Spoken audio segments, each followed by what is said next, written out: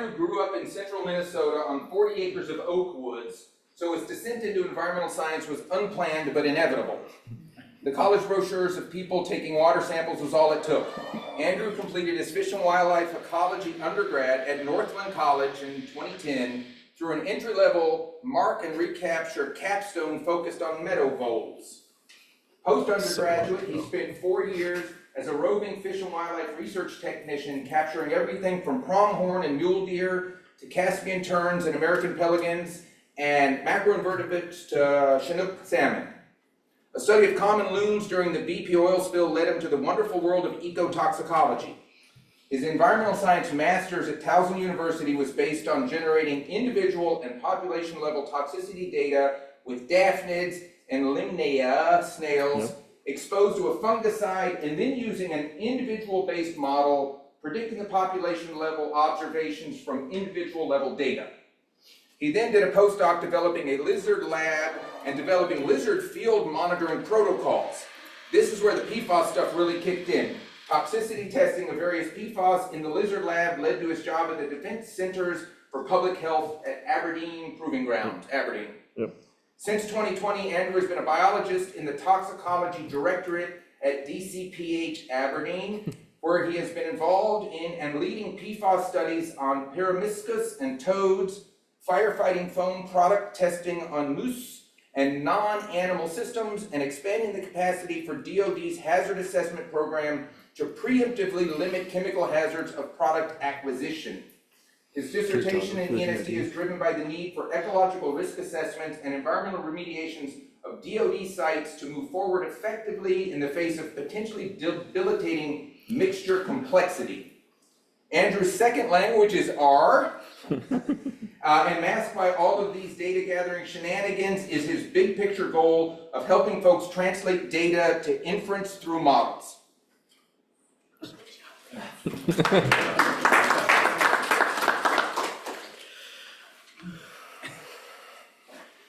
It's a lot of information there at once. All right, cool. So we're gonna kick things off. As folks do these days, I had a little bit of fun with some generative AI to make some figures to kind of just kind of brainstorming, and some of them are really fun. And I thought we would start by, the model is called DAL-E, and it has a surreal setting, which is pretty wild. But you can kind of envision, theoretically they're on some sort of contaminated site. This one's fun, a little more cartoony. I don't know what the deal is with that mouse's makeup. This one is probably the most realistic biologically, though. The toad's hands, though, are a little alarming. But these are what these animals actually look like. All right, so today we're going to talk about the bulk of my dissertation, and I think the key thing really to focus on in the title, terrestrial receptor exposure. So for folks that are not kind of in this realm of ecotox and eco-risk assessment, right? So the word terrestrial is sort of specific. We mean animals that breathe air, they respire this lower density fluid around us. Receptors are the organisms that are sort of receiving the chemical. They're the target of the risk assessment. And then we'll talk about it in a little bit, but exposure is kind of half of the risk equation, if you will. While I do a lot of toxicology work, that's really kind of only matters if you know what the animals in the wild are actually being exposed to. And then the novel components are mixtures of PFAS, and I think it's kind of important to note that as far as mixture toxicity and sort of mixture exposure work, a unique component of this is that we're talking about mixtures that sort of range from 3 to like 15 PFAS, which is very different than what you see in most lab studies. It's kind of nice to follow last week's seminar that was really about this sort of conservation and sort of biological and sort of wildlife management anxiety, because I think that word expresses a lot of how folks feel about PFAS. It's just kind of anxiety, and we're sort of like humans, what's our coping mechanism, right? So we're trying to take all this anxiety and force it to make this coping mechanism work, and we still have anxiety, because we're waiting to find the anxiety to then do the coping mechanism. So a lot of my work is really kind of the motivation for it is to actually, sort of make our identity the coping mechanism, right? The shark example was sort of, we've got all this panic, let's take some science and a regulation and we'll protect sharks along the way. But if you kind of, with chemical management, it's a little bit more complicated than that because there isn't generally a yes-no outcome. So we think about what our methods are, right? How does our coping mechanism work, right? How do we actually do the management? And then we can sort of chew our way into these problems. It's kind of, that's the goal. The reality, though, is if you actually go and look at some of these sites, right, mixtures are really complex, right? So this is kind of a map of presentation today and kind of the major themes of my work. And really the kind of big components is that there's a couple different ways to think about mixtures. Where we'll start are mixtures that are sort of defined by actual places where there are actual mixtures that are observed. We'll talk about some soil measurements, which are from actual DoD installations. And then we will talk about what happens when those types of mixtures are actually given to mice. And we'll look at the mouse tissue concentrations because the assumption is those mice are eaten by other animals. And we really want to estimate what those animals are exposed to in the end, ultimately. The other types of mixtures are actually sort of a function of the food web because there's always this question about can you sort of explain your empirical observations mechanistically, and so a lot of the work that I do is in the lab. So we've set up a creative study where we will be able to monitor sort of the changes in the mixture profile as you move up in a food web without any other sort of confounders. We do have a time confounder, so these chapters are about toxicokinetics because we need to kind of do a couple steps to make sense of everything. And if you've seen me present before, I like to put my acknowledgments up front because it doesn't make sense to put them in the back. But all this work was funded by the Strategic Environmental Research and Development Program. That's CERT up down the bottom left there. And that's a Department of Defense, EPA, and Department of Energy program that takes congressional money and funds a whole bunch of stuff, but environmental restoration. So you see all these project numbers have ER behind them. Big component of that is environmental restoration. So in our first chapter of soil, all of those samples and analytical chemistry was performed and funded by the Air Force Civil Engineering Center under Chris Solis's project up at Towson. The mouse chapter, the laboratory work happened at my facility, and all of our analytical work was done by SGS Axis. There's a lot of other components to that project, but I want to acknowledge all the folks at our facility from veterinary support and study staff and animal protection, pathology, etc. And then the last chapters with toads and rabbits, that was all under Roman Cooperman's project. He's with the Army organization, the Development Command Chemical Biological Center, where my facility exposed the toads, but his group did the rabbits, and Jennifer Guelfo at Texas Tech did all their analytical. So it's kind of really important to note that while I did a lot of work on kind of the data analysis side, there's a double, triple amount of work on the analytical chemistry side. So it's really oversells my involvement if we ignore the chemists. So we're going to do a couple introductory topics. The first thing is really to introduce PFAS. I always like to remind people sort of the original history, which is a little bit interesting, exciting, right? Late 30s, right? So early World War II, a lot of halogenated chemistry is kind of the hot topic in chemical engineering. And these folks up at DuPont had some CFCs in that little canister, pressurized in the evening, come back and work the next day, and it's not pressurized, but it maintained its weight. So they knew it had changed form. And of course, not being toxicologists, but being engineers, they just cut it open and grabbed whatever the heck was inside. They didn't know. Turns out it's Teflon, right? It's a polytetrafluoroethylene, and it is a giant polymer that is basically all CF bonds. And that's kind of the defining feature of PFAS, and sort of kicked off this whole process because once it's polymerized like that, it's not very bioavailable. You can do all sorts of things with it, right? This led to development of nuclear weapons, amongst a bunch of other things, right? Low coefficient of friction, resistant to acids, heat, has all these desirable characteristics as far as the molecule is concerned. Then they got creative, expanded Teflon, which is when you shape it by ripping it to make it really thin. So now we got Gore-Tex coats and ribbon wire, right? So all of our sort of modern technology largely stems from the generation of this stuff. So it's kind of, it's always about trade-offs is kind of the conversation. And importantly, as time goes on and the sort of utility of Teflon continues to be a thing, we need to get the raw materials. And that turns out to be these fluorinated anionic surfactants, which is a definition that Dom DeToro came up with to kind of, it's not actually that complicated. And everybody kind of liked that idea because then we could make these surfactants. Turns out those surfactants themselves have other valuable properties, right? So that's Scotchgard, that's your firefighting foam, etc. But along the way, obviously decades have passed. We've figured out that these surfactants and their sort of related molecules are all over the place.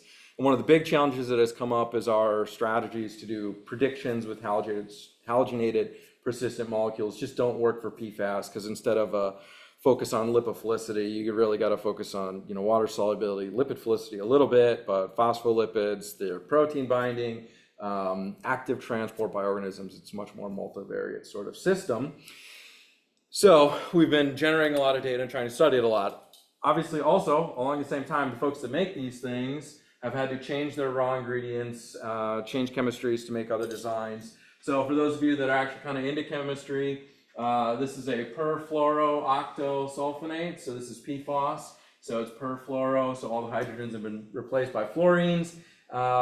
And 8 carbons, right, in a sulfonate group there. When you put a carboxylate on it, you get PFOA, and that's generally the raw material that was used to make Teflon, which of course is quite toxic amongst this group of chemicals. So they said, well, we'll just put an oxygen in there, and then the molecule can be acted upon by UV light and other sort of features and break down.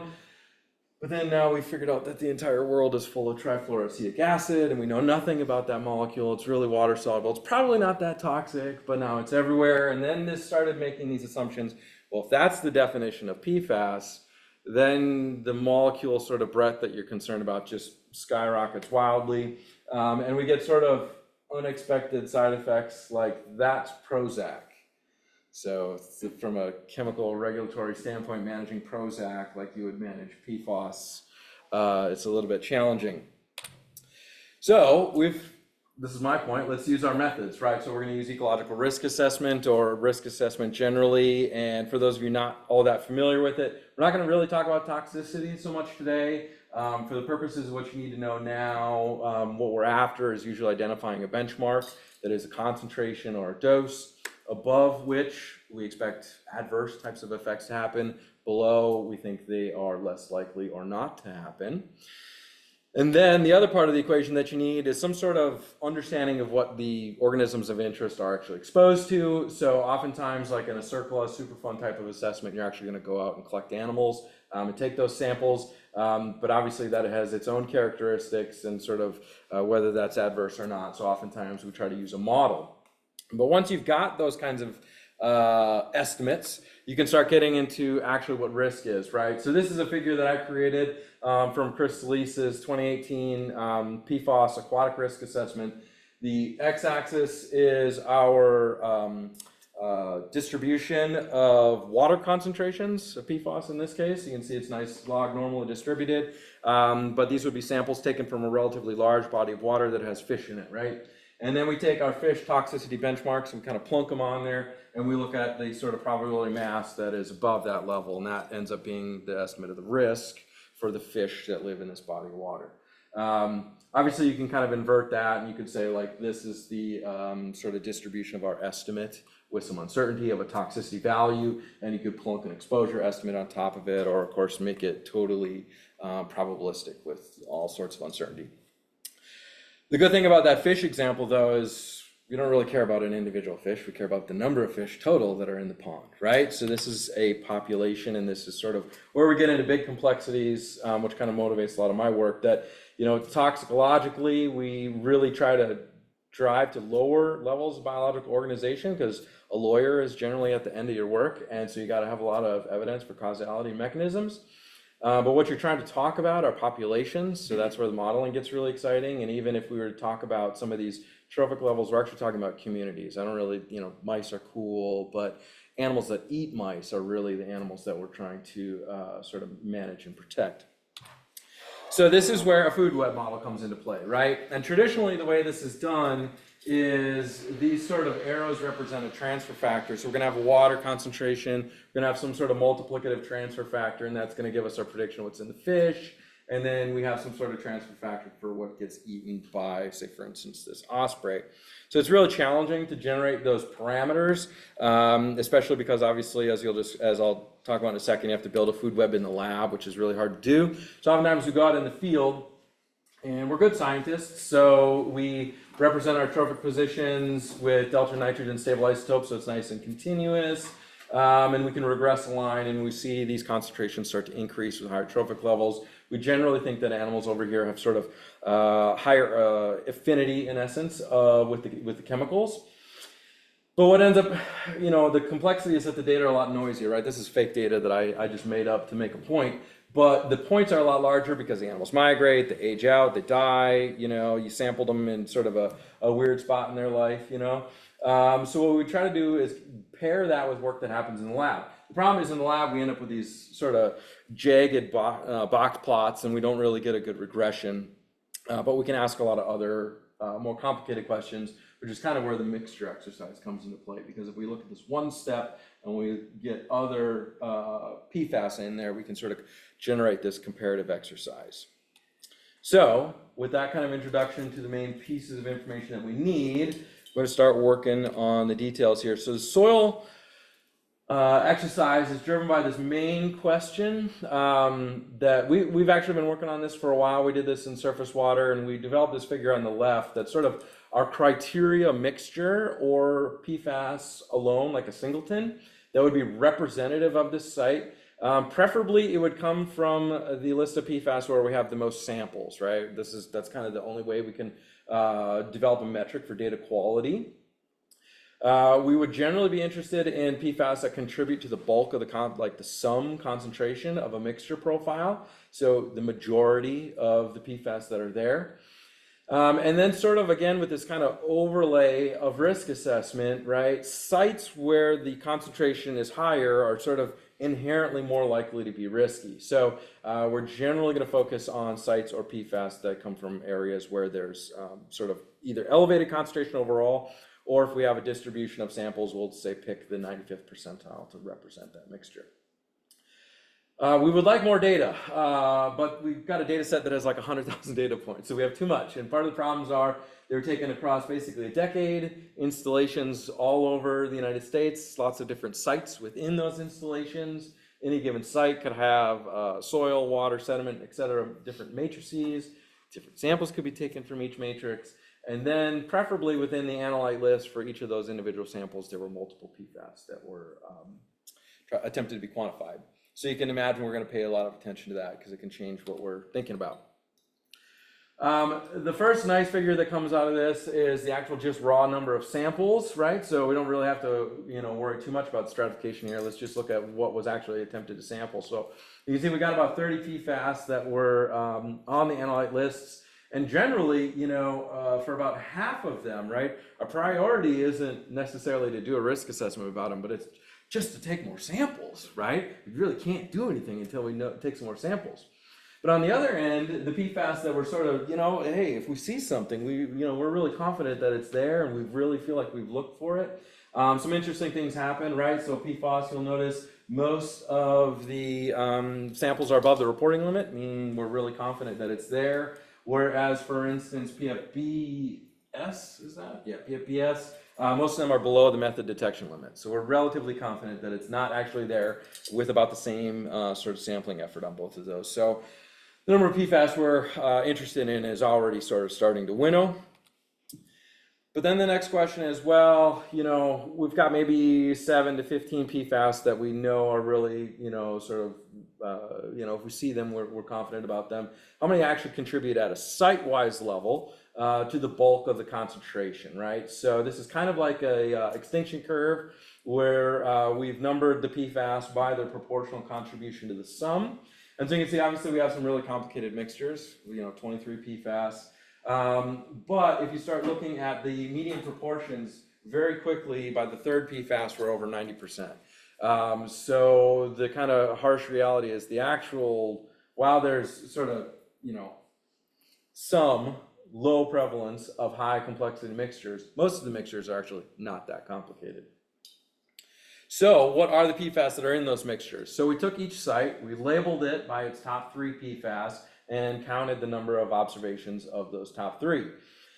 And so you can see our most common mixture is 156 out of 900, so that's a pretty big bulk of the samples, are this PFAS, HXS, and PFOA mixture. Pretty importantly, the mixture is dominated by 80% PFAS, then about, just under 10% PFHXS and just under 5% PFOA. You keep looking at this figure and you realize, all the dominant PFAS are PFAS. The third most common mixture is not even actually a mixture, it's just the quantification of PFAS. They looked for other stuff, the only thing they could measure was PFAS. So the general takeaway message is that PFAS is probably the dominant PFAS on DoD sites, and because its general consumption of the sum is about 81%, right? We would really call it easily a dominant. PFHXS is probably second place because we see it's occurs in a lot of these mixtures somewhere between second and third place, and then from there it gets a little bit more complicated and interesting, but of course you'll notice they're also all legacy and sort of relatively toxic PFAS. This PFOSA is a sulfonamide, which is a breakdown product of the PFAS that's actually in firefighting foams. So we know what's there. All right, so now let's envision we have those types of mixtures. We also have the mixtures from the surface water paper that are of this, they're slightly more complicated. They're about 4 PFAS. And let's envision that we're concerned about like coyotes or snakes, some animal that eats mice. So let's evaluate whether the upper trophic level organisms mixture profile will be impacted by the fact that these PFAS occur in a mixture. Because if we build a food web model for one PFAS, we can kind of follow this train. But it gets a little bit complicated if you can envision these two molecules start competing for a binding site, or sort of max out the solubility in their specific types of tissues. So the exercise with mice, it's a lab study, so it's dosed via oral gavage. The challenge though is if you can envision you got 3 or 4 PFAS in your mixture and you want to get really full factorial with it, multiple mixture profiles, multiple concentrations, you're just not going to be able to pull off a study like that, hundreds of treatments, right? So we got a little bit creative, and so our doses, generally speaking, the singleton, we expose mice to mixtures and singletons. And so the highest treatments were the singletons, and then the mixture treatments, they generally all sum up to this. So they're all going to be on this side. So the idea then is if there is a mixture interaction, we'll be able to detect it because our regressions will just be a pile of noise like this, where your sort of mixture data is not, well predicting your singletons. And this is kind of the fear, is that it would look like this, where you have to account for the mixture in order to make a prediction about a single PFAS. What we think is going to happen, and we kind of a priori hope, is that there's actually just a PFAS specific sort of affinity for the given tissues, and so they all have the same general trend, but our sort of just our y-axis is varied. The other thing that we know a priori from doing a bunch of lab work, as compared to generally folks in the field are seeing really complicated relationships because they're not taking a lot of samples.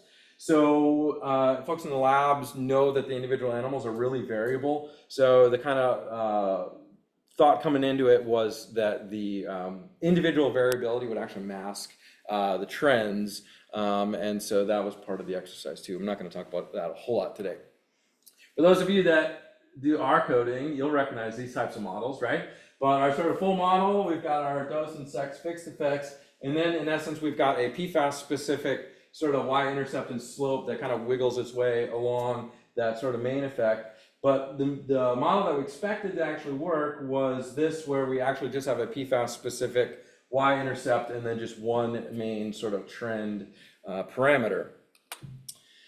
And before we even talk about the details, just kind of look at this figure, right? We got dose on the y-axis, the tissue concentrations, dose on the x and tissue concentrations on the y. And we probably don't even need to fit the models, right? All the lines are pretty much parallel, right? We kind of know what we're going to get. So that's a really important observation. That's what the modeling shows, that all these lines are parallel. I haven't shown you the individual variability. We'll talk about that in a second, but it way outweighs any sort of the wiggliness here. The other thing that's really cool is if you look at our mixer treatments, which are the circles, and you envision regressing a line out. Could you predict the singletons, right? And yes is the short answer. We did a lot of measurements of that, but so anyways, you don't really need to keep track of the mixture in order to predict where a single PFAS is going to go. And I can give a risk assessor this ultra simple equation, right? They don't even have to think. So we've got our PFAS specific y-intercept, our general dose trend.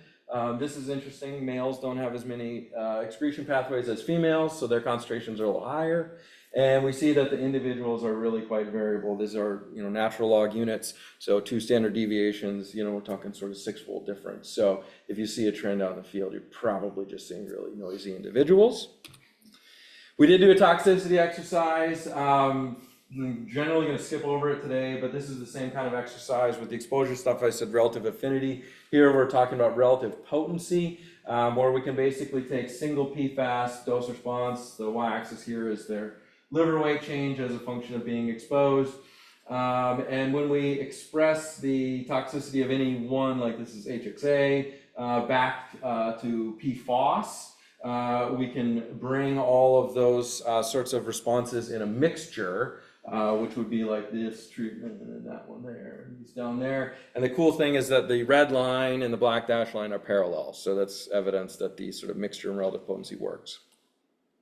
Okay, so that's a whole bunch of stuff about mice. And it's a lab study. It ends at day 28. It's really useful for tox testing, but animals probably live longer than that, and there's a little bit more variability. And obviously, I contrived it, right? These are mixtures we know exist out there. We can't really, talk about other PFAS necessarily. So the next batch of studies is designed to sort of explore the change in a mixture profile as it moves in a food web in the lab. And so this example here on the left, right, this is really only useful if you know your animals are at sort of a steady state concentration where they've got some uptake and elimination and the tissues are nice and balanced. You try to do that with PFAS where, for instance, we generally know a priori there isn't going to be any elimination. You'd have to expose the animals for infinity days, right? This is kind of silly. So we're going to kind of ignore those methods, but we're going to use the same concept, but we're going to work with the uptake and elimination rates. We're going to work with the kinetics to try to get the same sort of takeaway messaging about a potential for trophic magnification, but accounting for time. And the components I'm going to talk about are part of a much bigger effort. It's really cool. Several labs involved. Take a big batch of soil, spike it with 16 PFAS at one uniform nominal concentration, grow plants in that soil, grow worms in that soil. And you take the plants and you feed them to rabbits, and you take the worms and you feed them to toads, and then you quantify the PFAS throughout everything. It's really cool. In the toads, for those of you not all that familiar with the toxicokinetics study, it's the kind of calendars on the left-hand side. What you're generally doing is exposing animals to a chemical, in this case, a spiked diet for a period of time. Here we did a month, and then you switch them over to a control diet for another month. If you're working with like non-human primates or actually with like human drug discovery, you'd be working with individual toxicokinetics where the human or the other animal would be alive for the whole study period, and we'd take repeat blood samples or something along those lines. In this case, we want to actually inform like the snake that would eat the whole toad, and so we did population toxicokinetics where our sample size is just decreasing over time. We're pulling animals out of the study population as time goes on. The worms are sort of, I don't know, that calendar is kind of silly, right? They just get exposed for a month and we blend it up so we can expose them in a syringe, nice and controlled fashion. Don't look at the details here, but just notice the trend, right? So this is an untransformed y-axis, so you can see there's a lot of PFAS that are contributing to the mixture profile. It's a really sort of quite complicated mixture. So the other component this tells us is that a lot of the PFAS, they really move into the worms quite well. So we fit 2 major toxicokinetic models. One up at the top is a 1-compartment model that accounts for a volume of distribution. I'm going to be referring to this as a Terrazona model, just because that's the name of an author that did this work with rabbits, which obviously is relevant to the next chapter. But it's a classic toxicokinetic model. It's just a little bit more complicated by this volume of distribution, which is It's a theoretical parameter, and it represents, in theory, the volume of the animal that would be required to contain all the chemical that's in the animal, which doesn't actually mean anything, but it helps us with the nonlinearity of the data. The second model is much more physiologically explicit, where we had the whole body, we had the livers, so these flows are relatively constrained, and so we can estimate those parameters. But then, of course, the question is which model works best, because we want to actually work with the parameters of the model, not actually the models themselves so much. So we did a leave one out cross-validation exercise, which is kind of beyond the scope for today. I've skipped over it, but the key point is the model with the lowest mean absolute error with naive data is the best model. And from that, we will take our uptake rates and our elimination rates. Are relatively non-parametric. So we're going to bootstrap them, create a big fat distribution of this ratio. And we're going to call it a trophic transfer coefficient, just to kind of differentiate it from a trophic magnification, because the values could be low, so it may not necessarily be magnifying. So I can give you the punchline just by looking at the kinetics generally, right? So top left corner, we've got our PFAS concentrations in the toads. This is an estimated whole animal concentration by sort of a weighted average of the tissues in the whole animal. The y-axis is log scaled, so that blue line is just a cubic spline smoother, just to kind of show the trends. It's obviously not one that was sort of a definitive model. And you can see it kind of tail off there, but all that just really means is that it's linearly increasing because the log scale is kind of throwing your eyes off. But the key point is after the dash line on day 28, you see the blue line holds nice and steady. We have no elimination. So basically the PFAS is not really at a steady state in their tissues, and they don't eliminate anything. The counter example is HPS, kind of in the top right corner, which is going to be the same sulfonate, but with 7 carbons instead of 8. And we can see the concentrations rise very quickly, and then they actually do stabilize, right? So in the 28 days, this PFAS in these toads was actually at a steady state. And then after when the elimination period starts, we see the concentrations decrease, meaning the animals are actually eliminating the chemical. And then much of this PFAS, much of the information down here is actually just, we're seeing the upper tails of sort of what the true distribution of concentrations are. So that's mostly just a bunch of noise. We're really limited by the limits of detection and sort of reporting limits of the assays and sample size, as you can imagine.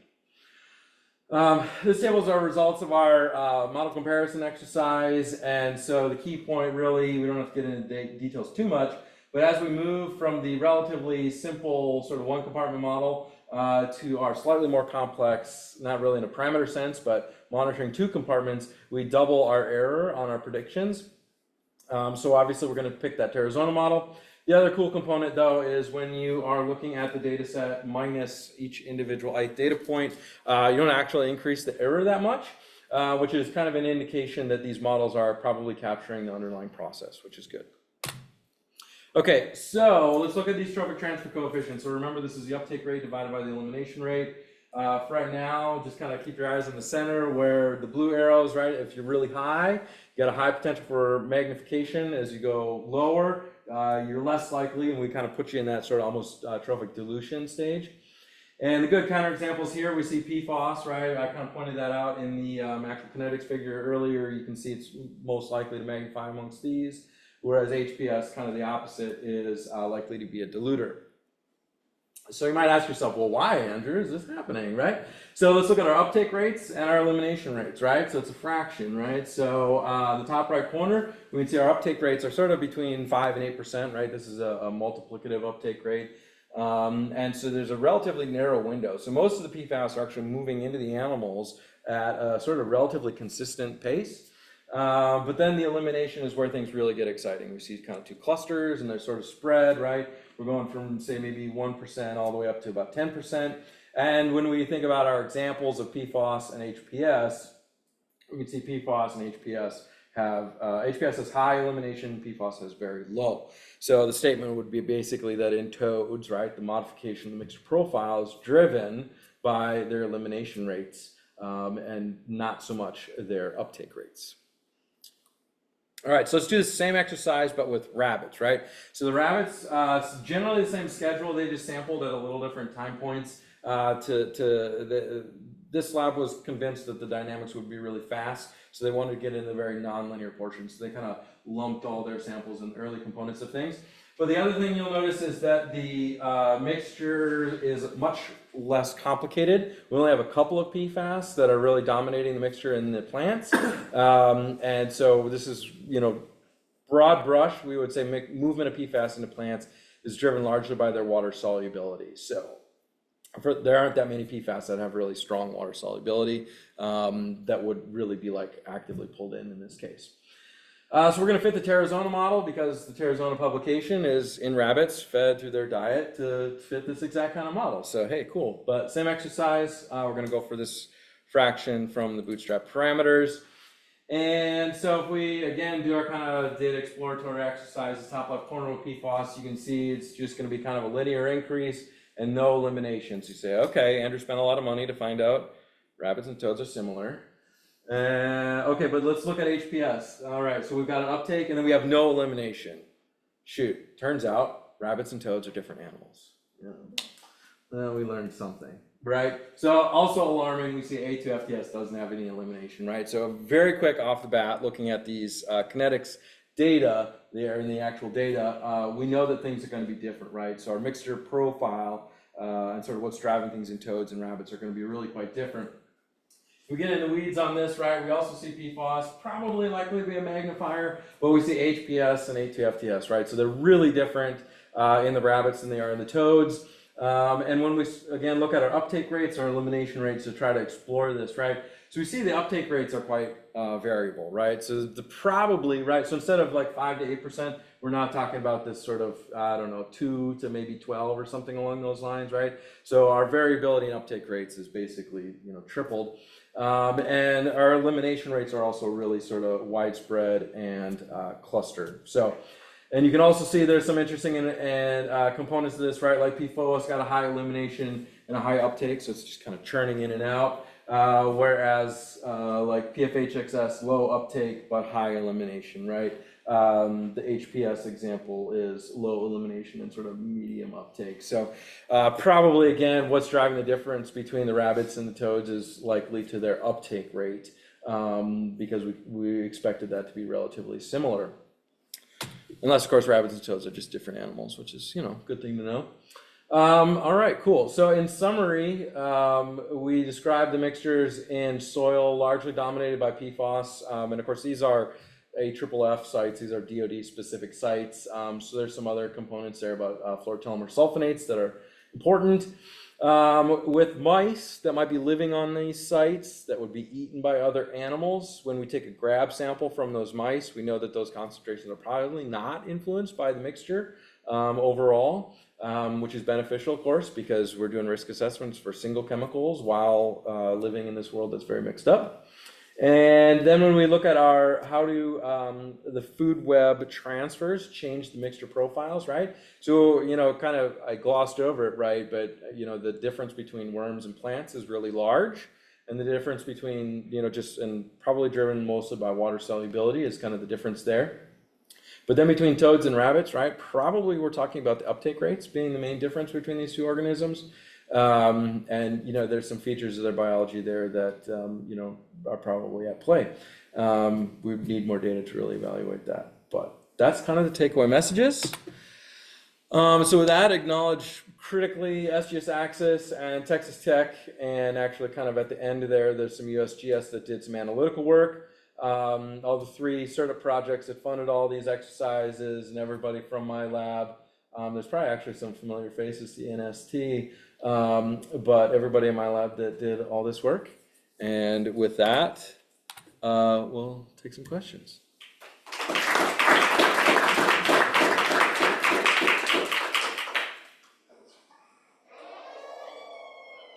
Questions from the audience?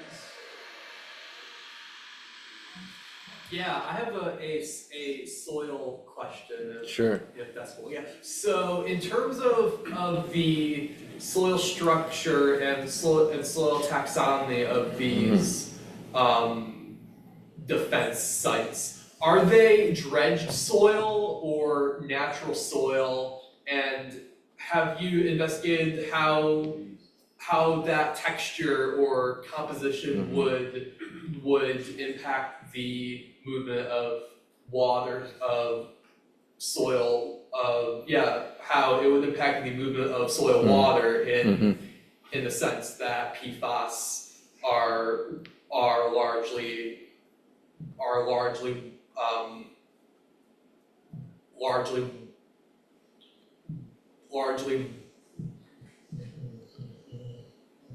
Bound or transported, is that where you're headed? transported by soil water. Yeah. Yeah. So I'm not, but other people are, right? That's literally the $1 billion question, $9-10 billion question. So these actual samples come from surface soil, and they, I would say, come from all conditions. Many of them are natural-ish sites that are undisturbed, they're kind of like the reference sites, if you will, that they're just property the DoD owns. Others are, like from the back of the parking lot where they did the firefighting training, and that's where they, dump the foams, right, back in the day. And many of them are remediated sites, right, and they're all over the US, so all sorts of characteristics, right.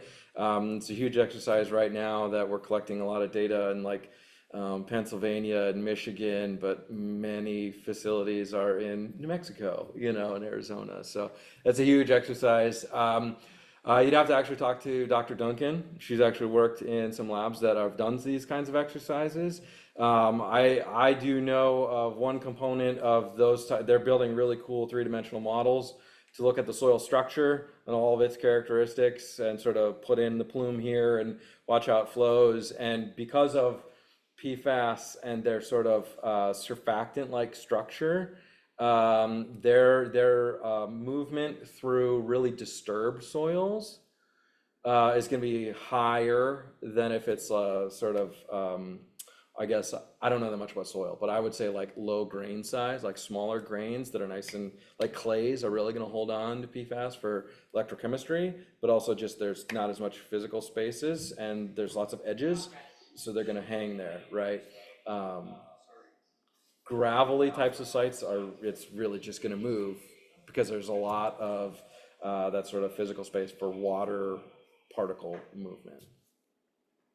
So, yeah, that's a huge topic. Lots of people are working on it, just not me. So, I think you created a lot of questions.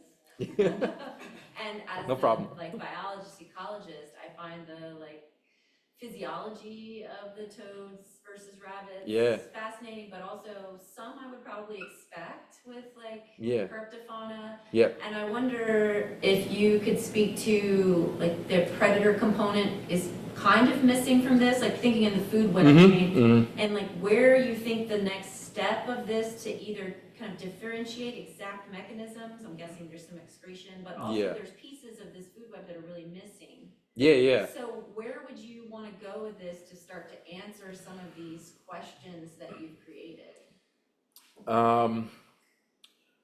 In a toxicokinetic study, you can always take more samples and quantify more concentrations, right? So raising toads in the laboratory setting, right? They have really, they respire and take in water through their skin, right? So this kind of adult stage doesn't really protect them from a lot of the other sort of characteristics that we consider for a fish, right? It's kind of like a fish out of water. And so, a lot of the components of the study of when husbandry wise, right? You got them on some bedding, you got to have a tray of water. Well, they just sit in that tray of water.